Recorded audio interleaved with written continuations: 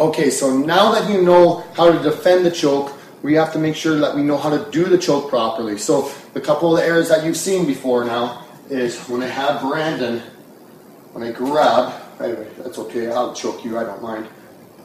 A lot of people do this, hips in and up. So I'm very, very square to Brandon and moving, arching back. Now, if you're tall, it's not terrible. It's still not great though.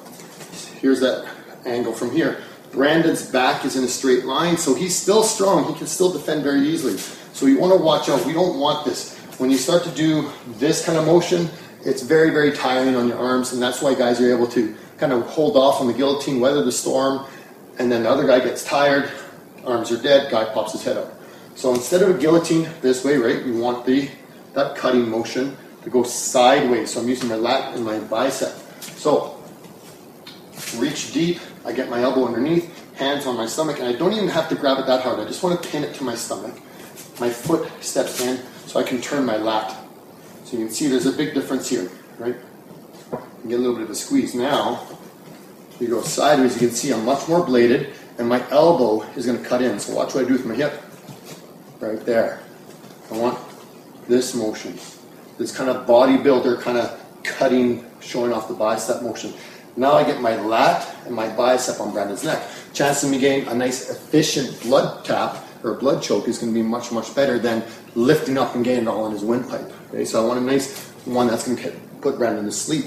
Now the really cool thing about this makes it so much harder to defend. Because here, Brandon can put his hand on my knee, no problem, and he can put this hand over my shoulder. Now I'm kind of locked in a bit. By turning my hip in front, it's awkward for him to put his hand on my knee, and reaching for my shoulder now puts it much, much farther away. And it's very easy for me to throw him over my leg. So it makes it even more awkward. He's twisted up and he can't quite reach. So it's really important. We're doing those guillotines. We don't want this. We don't want to get excited and squish and just lean up. We want to put that foot in and cut. So we want this cutting motion. This is going to make it much, much easier, and you can hold on to it for much longer because now you're using your lat, which is a far bigger muscle than your arms, and then just a little bit of tension in your bicep. Okay?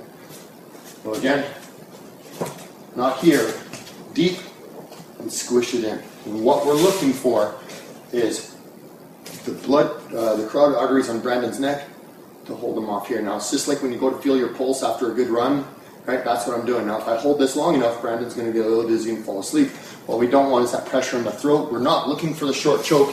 You know what, if time's a factor, short choke is great, but we want to try and make it nice and easy. Okay, so now go look and try to be sensitive and feel that one up. Okay, go ahead guys.